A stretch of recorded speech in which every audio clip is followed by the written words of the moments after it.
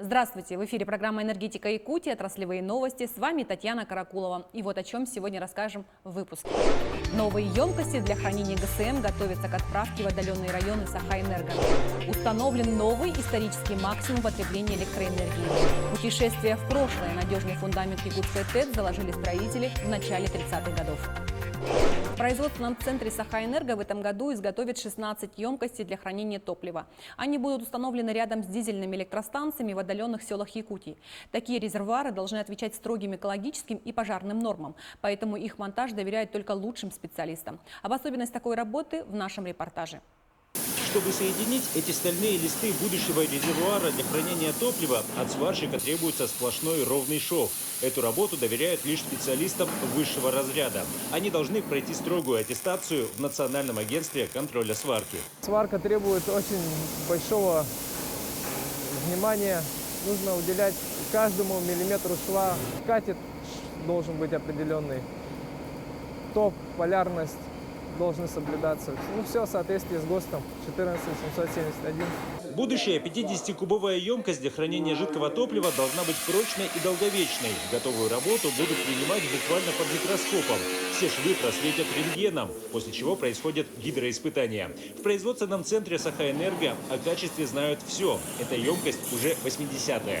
Опыт достаточно богатый. Сегодня, можно сказать, вот здесь уже 80-я емкость, которую цех изготовил. Предстоит еще большая работа, большие объемы. И на этот год в том числе у нас планы по количеству порядка 16 емкостей. Рядом с емкостями сейчас в производственном цехе собирают котлы-утилизаторы. Их установят на дизельных электростанциях для использования тепла выхлопных газов. Система нужная и снижает затраты на обогрев собственных помещений. Например, модульных ДЭС, которые тоже изготавливают здесь. Впрочем, для специалистов цеха нет непосильных задач. Здесь у нас имеется и гильотина для резки металла, и гибочный станок, и сварочные аппараты, полуавтоматы, плазменная резка. Также цех оснащен токарным цехом.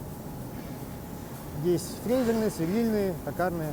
География применения готовой продукции обширна. От юга Якутии до арктического побережья. Практически в каждом районе, где присутствует Саха-Энерго, сегодня работают модульные электростанции, вышедшие из производственного центра.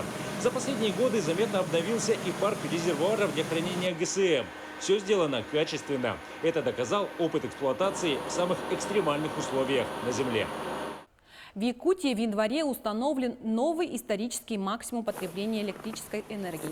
Он составил 1392 мегаватта. Это на 37 мегаватт больше, чем самый высокий показатель, отмеченный 1 февраля 2021 года. Также в декабре мы зафиксировали максимум потребления тепловой энергии в столице республики. Он составил 737 гигакалорий в час. У всех энергообъектов имеется достаточный резерв мощности для прохождения зимних максимумов температур нагрузки, обеспечения надежного снабжения теплом и электроэнергией всех потребителей республики. На всех энергообъектах сформирован неснижаемый запас топлива. Сейчас для энергетиков Якутии наступил новый ответственный период. Идет завоз топлива, энергетических ресурсов по автозимникам. Объемы внушительные, более 240 тысяч тонн грузов. По состоянию на текущую дату мы уже завезли 122 тысячи тонн, что составляет более половины от заявленного плана. И с начала открытия сезонных автомобильных дорог перевозки дизельного топлива у нас осуществляется на дизельные станции нашей дочерней компании Саха-Энерго и также на котельные теплоэнергосервиса. Энергетики службы высоковольтных воздушных линий центральных электрических сетей приступили к ремонту линии Якутская ГРЭС Новая и Кангаласы.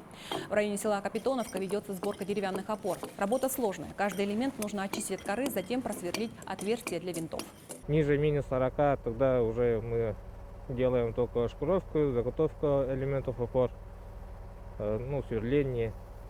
И когда уже выше 40, когда спецтехника уже уезжает, мы уже сборку начинаем делать. Но сегодня погода чуть теплее, минус 39, да. На этом участке планируется заменить 6 опор.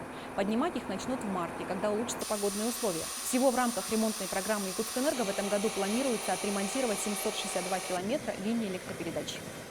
Ее прочный фундамент вот уже 85 лет привлекает внимание ученых всего мира. Якутская ТЭЦ до сих пор стоит на сваях, установленных в 1937 году. В те годы для строителей это был первый опыт сохранения вечной мерзлоты. И, как показало время, он безупречный. О секрете долголетия станции в следующем репортаже. Эти бетонные конструкции давно могли стать музейными экспонатами, но они до сих пор исправно служат. Сделали настолько хорошо, спроектировали все так настолько хорошо, что под зданием ничего не менялось. Ничего не менялось аж с 1937 года. Для того времени сохранение вечной мерзлоты благодаря установке здания на сваи – прорыв в науке. Причем возвели по новой технологии не просто дом, а крупную электростанцию. Между зданием и землей, да, сделали проветривание подполья 1,20 метров, 1,80 метров. Тем самым сохранили состояние грунтов. На этой фотографии основание фундамента ТЭЦ. Башмаки бетонировали летом. А уже с наступлением морозов в конце октября опустили в заранее подготовленные котлованы. За смену удавалось установить от 4 до 6 10-тонных усеченных пирамид с помощью вагонеток, лебедки и деревянного козлового крана. К 5 ноября 1933 года в котлован опустили все 30 башмаков. В тот период не было ни экскаваторов, ни каких-то больших строительных машин. Все делалось вручную. И здесь же и первый опыт использования железобетона, его применение в условиях Крайнего Севера. Спустя 10 лет, в 1947 году, ученые проверили, как ведет себя фундамент. Итогом стала книга «Изучение опыта строительства и эксплуатации якутской ТЭЦ». Ее уникальность подтверждает надпись «Секретно», которая спустя годы была затерта, ведь технология получила большую популярность. Даже у нас получается монолитный каркас. С заполнением есть доски, оббитые штакетником, заштукатуренные. И таким образом уже 85 лет служит здание. Причем ранбалка то же самое. Есть деревянное основание, на которое сыпался утеплитель. А дальше бетонная стяжка. И до сих пор в таком состоянии работает все. А вот основу соседнего здания, циркулярной насосной станции, в 60-х годах решили подмораживать искусственно. Из-за того, что здесь находится источник генерации тепла и грунт подтаивает. Это сезонно действующие охлаждающие устройства. Они способствуют промораживанию грунта.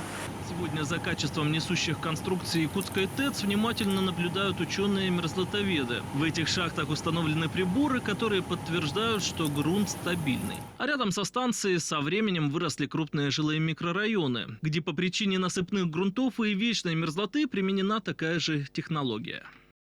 В Якутскэнерго привилось 100% оперативного персонала. В настоящее время идет второй этап борьбы с коронавирусной инфекцией – ревакцинация. За соблюдением сроков прививок следят специалисты корпоративной медицинской службы.